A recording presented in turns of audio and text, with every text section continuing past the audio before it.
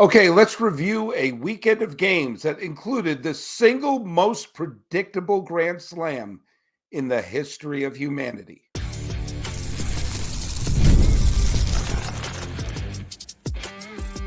You are Locked On MLB, your daily MLB podcast, part of the Locked On Podcast Network, your team every day. Hello, baseball fans. Welcome to Locked On MLB, part of the Locked On Podcast Network, where it's your team every day. This is the daily podcast. We talk about all of Major League Baseball. I'm your host, Paul Francis Sullivan. Please call me Sully. Today's episode is brought to you by our friends over at, who is our sponsor today? Oh, it's our friends at Prize Picks. Sorry, I almost read the wrong copy. It's brought to you by Prize Picks. Go to prizepicks.com/LockedOnMLB. Use code all lowercase LockedOnMLB to win $50 instantly when you play $5. Follow us on Locked On MLB Pods on Twitter or whatever it's called now, and on Instagram. I'm your pal Sully. I'm at Sully Baseball on Twitter, Sully Baseball Podcast on Instagram. And if you're listening to this or Locked On A's, which is the other show that I host, be sure to leave that glorious hashtag that says, where is it? Everyday Sully. So we know who's listening to us. Hey, we did the trivia question, and I had it lingering there for a few days. And here we go. We have the question was, who was on base when Mike Piazza hit the famous post 9/11 homer? And it sat there for a bunch of days, and finally, Big John 08865 and a couple other people posted. The answer was pinch runner Desi Relaford, who I believe was pinch running for Benny Agbayani. But I know Desi Relaford was the one on base. So thank you for getting that, because I got other trivia questions I want to ask, but that's been sort of lingering around there. So here's the deal. So this is going to be one of those let's review the weekend situations. And we're already one day into this weekend, and it's already kind of crazy. So we'll just sort of go into it. Even just going over who on baseball is going to give us a nice little glimpse over what happened on Friday night. By the way, Julio Rodriguez hit a 3-run home run in the bottom of the 8th. The Mariners are hanging on for dear life in this year, and they wound up beating the Rangers 5-4. Good for him. He had a big game. He got 4 hits. Last was that 3-run homer. And Hunter Goodman may have sunk the Cubs. The Cubs may be done. Despite a good performance by Michael Busch, who got a half wall by going 3 for 5. Hunter Goodman homered twice. The Rockies beat the Cubs 9-5. The old Dolly Parton score. And do you know what? That may have done it. That may have done it. By the way, one of the hardest luck games on Friday was poor Edward Cabrera of the Marlins. He pitched 6 innings, let up 1 hit, no earned runs, 9 strikeouts, and got the loss because of a bunch of unearned runs because Miami can't play defense. Tough on him. Another tough luck was Zach Eflin of the Orioles, who allowed just 1 run over 6 and a third innings, but he was going against the suddenly red-hot Tigers, who for the last bunch of months have been the best team in the American League. If they were merely mediocre the first couple of months of the season, they'd be in a playoff position. But in the game yesterday, the Tigers, I almost said the Rangers, the Tigers did the combined no-hitter the way I like combined no-hitters. And that is, it was an opener situation. The Tigers love doing the opener thing. And you know what? The way they've been winning, who's going to stop them? And Bo Brisky faced 4 batters to start the game, and in comes Brant Herter. And Brant Herter threw 5 2/3 perfect innings before finally letting up a walk. Then Brendan Hannafy threw a perfect inning. And then Tyler Holton, who's been terrific, came in and had 2 outs. 2 outs away from a combined 1-0 no-hitter of Baltimore. And then with 2 outs, freaking Gunnar Henderson hit a triple into the corner.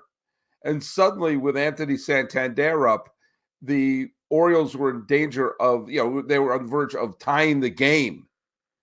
But Holton got the final out. But it was a combined 1-hitter. But that's the kind of combined no-hitters that I like. that this was just from the beginning. No one, when they relieved Brian Brisky in the second inning, no one said, "Wait, he's throwing a no-hitter." I like a combined no-hitter where it was kind of like this wasn't designed to be a terrific game. This was just all hands on deck. And if all hands on deck got a no-hitter, then good on them. This isn't like, oh, you've thrown 8 innings and you've thrown 99 pitches, so maybe we'll remove you from the game. No. So the Tigers are hanging around. They are, with the fact that the Twins have been wetting the bed recently, the Tigers are only 3 games back of the loss column of Minnesota for that final spot.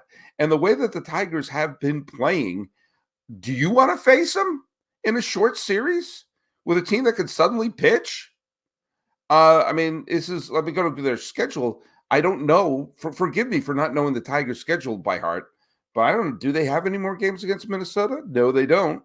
They have against Kansas City, which would be rough, and Baltimore. And, of course, they finished the season against the White Sox. File this under potentially yikes. And, by the way, file it under yikes for the Orioles as well. The Orioles have been bad. I mean, they got good pitching yesterday, but they're picking the wrong time to, I don't know, maybe this isn't the wrong time. Maybe a slump. They've been up and down and up and down. So maybe having their slump be in September means they're going to have a hot October. I don't know. Neither do you, but they are, they have been mediocre since June. Let's just say it out loud. Since June 29th, basically the end of June, the Baltimore Orioles for just about half the season are 5 games under 500. The Mariners, the Angels, and the White Sox are the only 3 teams that have been worse than the Orioles since the beginning of July in the American League. Now, the Mariners have been in a free fall. They blew a 10-game lead. The Angels stink, and the White Sox are historically rancid. And, oh, by the way, it seems like every single night the Yankees have a new hero. They were behind the Red Sox 4-1 the other day. The bases loaded, Aaron Judge would come up, and I was just glad the game was on Apple TV and I couldn't see it because Judge hit a grand slam that everybody knew it was a grand slam while he was still in the on-deck circle. It was the most predictable grand slam in the history of baseball. And by the way, it basically sunk the Red Sox. The Red Sox are out of it. And the Red Sox shouldn't be in it. They're 500. They're probably going to finish a little bit above 500. That's who they are. But the Yankees keep getting a new hero every night. It was Judge last night. It was Jack Chisholm the night before that. It was Soto the night before that. Jack Chisholm the night before that. The Yankees are clicking, and they're now the best team in the American League. And only the Dodgers and the Phillies have a better record than them. And they're playing that way. They're a good team. I've said they're a good team all year, but they're clicking at the right time, which if you're a Yankee hater isn't nice, but you got a lot of us trashed them when things were bad. So you got to praise them when things are good. Oh, and by the way, Jose Quintana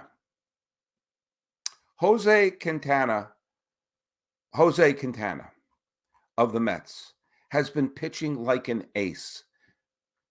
Last night against the Phillies, he went 7 innings, shutout ball. The last game he pitched into the 7th, shutout ball. The game before that, he pitched 5 innings, 1 earned run. The game before that, 6 1/3 innings, no runs. He's let up 1 earned run in his last 4 starts. Who would have predicted number 62 of the Mets to have that kind of a season? And this is 13th year in the major leagues. And it's the sort of thing that is thrilling if you are a Mets fan and makes you just look up at the heavens if you're a White Sox fan going like, why can't we get pitchers like him?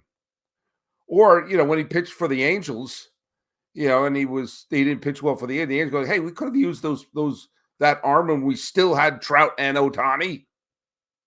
But there we go. It was a crazy night of baseball.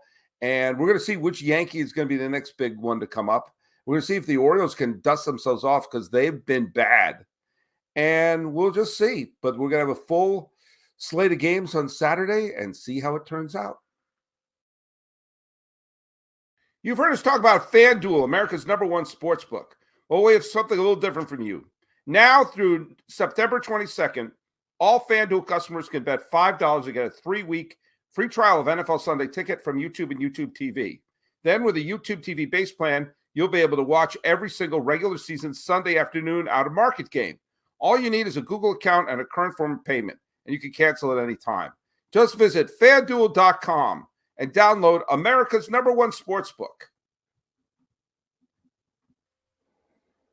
I have one name to say that proves that baseball is the single greatest game of them all. Cal Stevenson. Cal Stevenson has now played in 43 Major League games. He played a handful of games with the A's in 2022. He played about a week of games with the Giants last year, and he played his 14th game with the Philadelphia Phillies yesterday. He is someone most people don't know. He is someone who most people don't think is going to put his thumbprint onto the baseball pennant race. But Cal Stevenson did that today.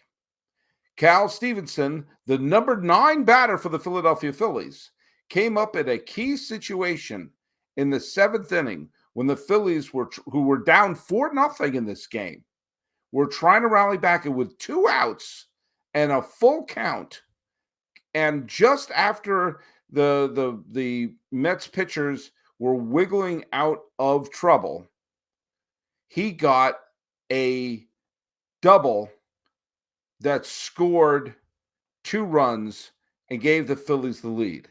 And later robbed a home run by J.D. Martinez that would have saved the game. So a player who, unless you're part of the Stevenson family or you went to school with him at John F. Kennedy High School in Fremont, California, just across the Dumbarton Bridge from my mom's house in Palo Alto, or if you went to the University of Nevada, Reno with him, yeah, I've had to look up a few things on the Fremont, California native because I didn't know piddly-poo about him.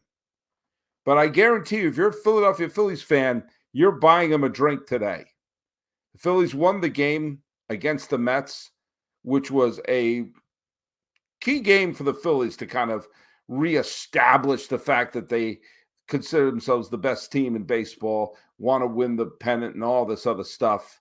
And to have a come-from-behind win like this today, yeah, that helps. And you need help from the likes of, say it with me, Cal Stevenson. He's not going to win the MVP. He's not going to win this, that, or the other thing. But as of this recording, the Phillies are the best team in baseball as we enter the midway point of September. Part of that is because the Dodgers got thumped, and it's not a good sign that Knack is one of the pitchers that the Dodgers are going to have to lean on if they want to try to do anything, get beyond the first round. And Chris Sale, I don't want to hear it, Red Sox fans. Yes, his trade turned out to be a disaster for the Red Sox. We all thought he was going to be a no-show. Chris Sale is putting together an interesting case for his first ever Cy Young Award. Today, Knack got clobbered the other day. Flaherty, who was one of the key pitchers for the Dodgers, got clobbered today. This does not look good. When you saw Flaherty versus Sale, you didn't think Kiki Hernandez was going to be pitching the 9th.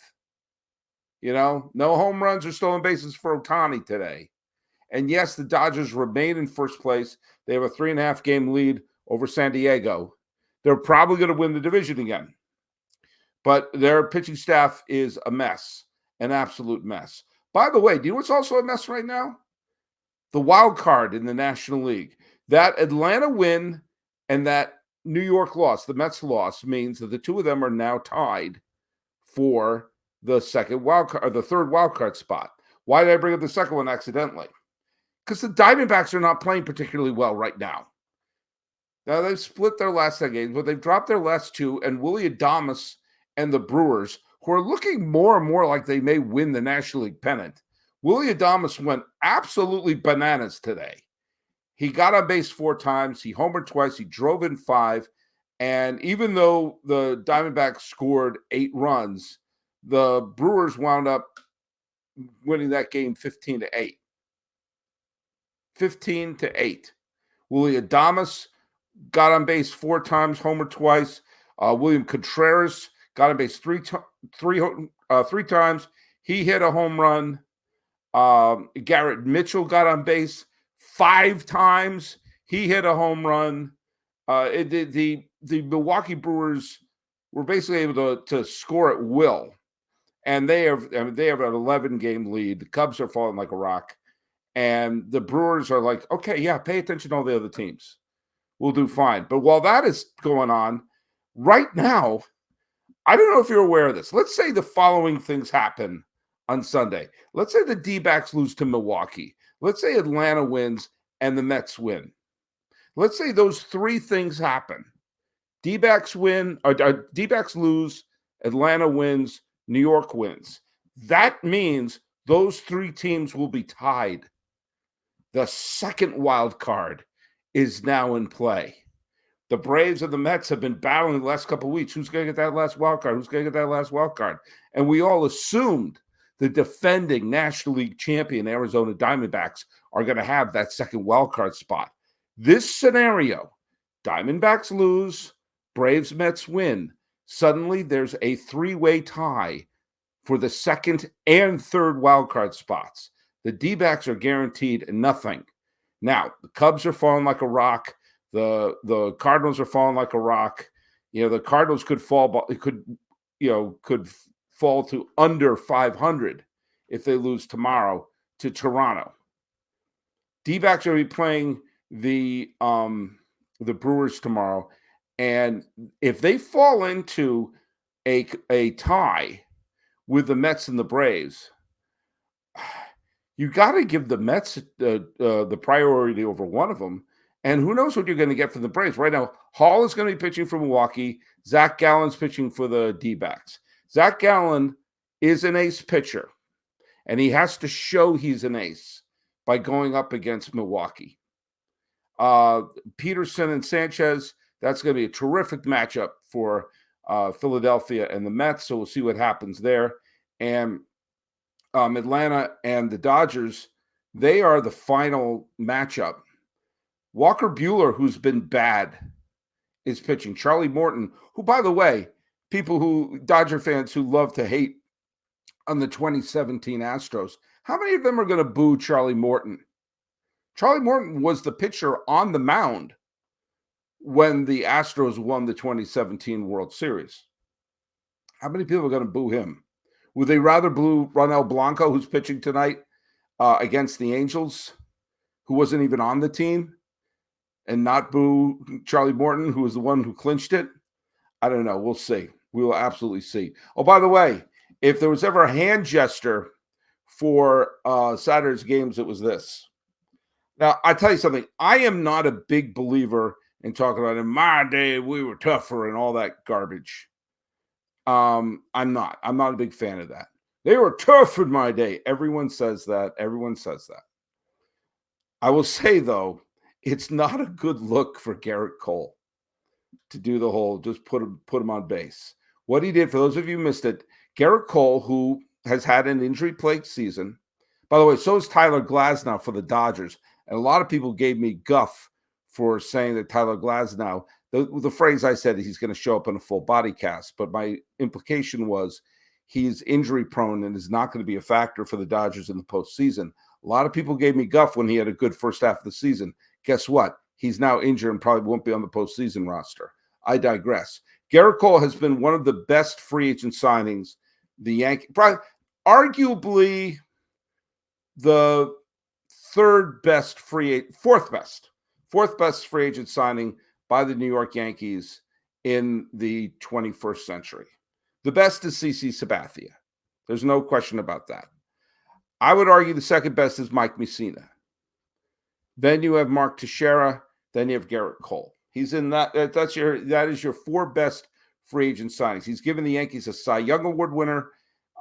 He has pitched them into the playoffs a couple of times. Now, Garrett Cole's record in the postseason is checkered. Let's be honest and say it's checkered. Now, Garrett Cole has only pitched in 14 games this year. Because remember, he wasn't there, ironically, during their single best run. He was a Cy Young Award winner last year, and probably could have won the Cy Young Award in 2021, and probably could have won the Cy Young Award with Houston. Now, he pitched he bombed in the wild card game against the Red Sox in 2021, but he pitched very well in the division series against Cleveland. In fact, probably if there was an MVP of the division series, he may have won that. And he did pitch well in the division series against Tampa Bay during the COVID year. And in the ALCS, he did get clobbered by Houston, but all the Yankees got clobbered by them. And of course, the Yankees didn't make the postseason last year. But he's been a terrific pickup. I got to preface that because what he did today isn't going to look good. It isn't going to win him many friends. Rafael Devers owns him. Rafael Devers beats him up, puts him in a locker, and steals his lunch money. And he knows that. So he just held up four fingers. I'm not going to face him. There was one out, nobody on, and they pulled an intentional walk.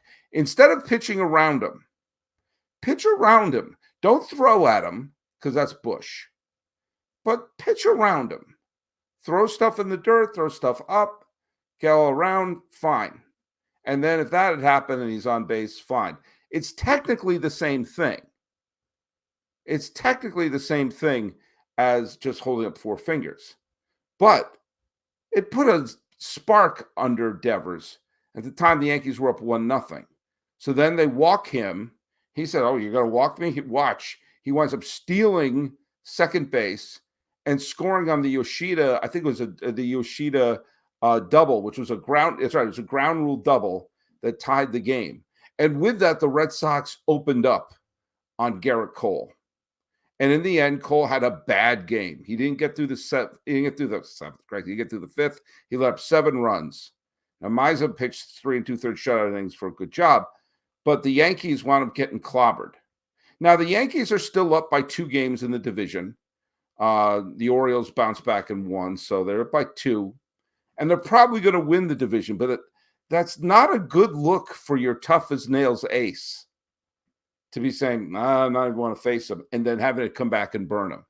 Of course, if the next batter hit to a double play, you may have said, oh, look at that. He knew not to face him. He got the double play anyway. But he didn't.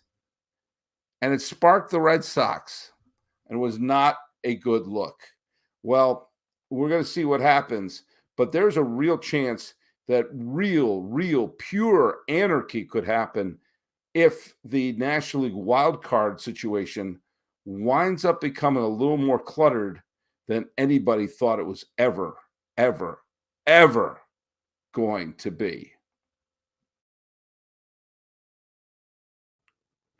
PrizePicks is America's #1 daily fantasy sports app with over 5 million active members. PrizePicks is the easiest and most exciting way to play daily fantasy sports. Unlike other apps, on PrizePicks, it's just you against the numbers. All you do is pick more or less on 2 to 6 player stat projections and watch the winnings roll in. You can now win up to 100 times your money on PrizePicks with as little as 4 correct picks. Say that 3 times fast. PrizePicks is the best way to get on action on sports in most states, including Texas, Georgia, and right here in California. And PrizePicks puts their members first, so all withdrawals are fast, safe, and secure. When my picks hit, I can get my money in as quick as 15 minutes. PrizePicks invented the flex play, which means you can still cash out if your lineup isn't perfect. You could double your money, even if one of your picks doesn't hit. Download the PrizePicks app today. Use code LOCKEDONMLB. Get $50 instantly when you play $5. That's code LOCKEDONMLB on PrizePicks and get $50 instantly when you play $5. You don't even need to win to get the bonus. It's guaranteed. PrizePicks. Run your game. All right, if there is a theme or a lesson for this weekend in baseball, it's be careful when you pull an intentional walk. We talked about Garrett Cole putting four fingers up because he didn't want to face Rafael Devers. Well, there were two intentional walks that happened today that were, shall we call them strange? The in the game between, I'm sorry, I'm looking at the box score here. And there were two wackadoodle games that happened on Sunday. The first one was between Milwaukee and Arizona. Milwaukee has been playing very good baseball under the radar. And we're going to talk a little bit about the Brewers and the year they're having with Chuck from Locked On Brewers coming up this week. But the Brewers have been playing very well, kind of under the radar. They haven't gone on long winning streaks, haven't gone any long losing streaks. Slow and steady is winning the proverbial race, and they are going to absolutely wind up winning the National League Central. And with their strength in pitching and how everyone else is up and down, I mean, could anyone doubt that they could win the pennant this year? They played a very weird game against the Diamondbacks. At one point, the Lavola, the manager of the Diamondbacks, walked Terang. All right, walked Bryce Terang, who is, he's a fine hitter, and he had a couple of hits and walks that day. But they intentionally walked him to face Jackson Chourio, who is a extra base machine, and he promptly hit a RBI triple to curse them in their ill-gotten intentional walk there. I will say that I believe both managers were paid off. That's the only explanation for how bizarre that game was and how bizarrely managed that game was, because the Brewers had an 8-run. They scored 8 runs in 3 innings to overcome an early deficit, and then went back and forth, and then they went to the bottom of the 10th with a 2-run lead, and they didn't call on Williams, their closer. So the Diamondbacks had weird management, the Brewers had weird management, and all of a sudden the Koenig, who I think played Chekhov on Star Trek, just let hit after hit after hit after hit, and suddenly the Brewers lost the game in the bottom of the 10th inning. And with that and the Mets walk-off loss, my Met fan friends are in absolute agony right now. But that Brewers Diamondbacks game was bananas. And then the Mets wound up having an early lead, but wound up losing in a walk-off game to Philadelphia 2-1 in a game where Francisco Lindor had to leave very early in the game. And he was, if there was talk of him, at least from Met fans, being the National League MVP instead of Shohei Ohtani. I am not one of those people. But if you take him out of this lineup, the Mets are in some serious trouble. But all my Met fan friends were absolutely apoplectic because the Mets lost, the Diamondbacks wound up winning, and there was a chance the Mets could have fallen out of the wild card chase, at least for a day, as we're here in late September or mid-September, basically. There's only about a dozen games left. So any day you fall out is, shall we say, bad news. And of course, if you saw it, the Braves had an early 2-0 lead with Charlie Morton pitching and Walker Buehler, who has been dreadful pitching for Los Angeles. It looked like an easy win for Atlanta. But give Walker Buehler credit. He pitched well. And the Dodgers need as many good pitching performances as humanly possible because their starting lineup is held together with string and glue. And of course, that game went tied into the 9th inning with a nearly go-ahead home run by Will Smith turned into a triple. What did the Braves do? They pulled an intentional walk. Now, I understand their intentional walk. Their intentional walk was to Shohei Ohtani, the actual National League most valuable player. But here's the deal. Mookie Betts is batting behind him. So it's not like you got a schmuck batting behind Shohei Ohtani. And what did Betts do? He drove in a run. Then the absolute bottom dropped out for Atlanta because the Atlanta bullpen let up back to back to back home runs. Teoscar Hernandez, who I thought was hurt a couple of weeks ago, Edman got another home run, and then Muncy hit a home run. He has 15 homers. Hasn't Muncy been out a ton? So if you just casually looked at, the Dodgers blew the door off the dump with a 9-2 win, but it was actually a razor-thin game until they decided to walk Shohei Ohtani. So if you learn nothing, learn that, you know what? Maybe let's ease up on walking batters. Well, there's a lot of interesting games coming up starting today. The Tigers are holding on for dear life and trying to get into a postseason spot.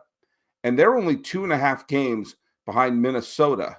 They're playing Kansas City, who's trying to clinch a postseason spot. By the way, good for the Royals. They won their 82nd game. They were a 100-loss team last year, and they've clinched a winning record. It's a big day for the American League Central. The Tigers and Royals are playing each other, with the Tigers trying to get in. And the Twins are playing the Guardians. The Guardians are trying to clinch the division and cruise to an October. The Twins are hanging on by their fingernails. They're only 3 games up in the loss column of Detroit and Seattle. Seattle is off tomorrow, so we'll see what's happening there. The Dodgers and the Braves are playing the last of their game, and we're going to see what happens with the Mets as they're playing the Nats. The Brewers and the Phillies are playing what could be a National League Championship Series preview, and the D-backs and the Rocks are playing, and then what could be a World Series preview. You heard me. Could be a World Series preview. Astros, Padres. And the thing that makes the Padres so dangerous is they're more or less at full strength now. Hear me out. You don't want to face them in a short series. Which brings us to our trivia question today. Who is the first player to hit 20 home runs for 2 different teams in the same year? In 1 year, one player hit 20 home runs for at least 20 home runs for 2 different teams. That's your trivia question. Put it right down there. And on Locked On MLB Pods on Twitter, Instagram, or here on YouTube. I am your pal Sully. I'm at Sully Baseball on Twitter, Sully Baseball Podcast on Instagram. Holding up 4 fingers and waiting for the bad things to happen. This has been Locked On MLB. I'm your host, Paul Francis Sullivan. Please call me Sully.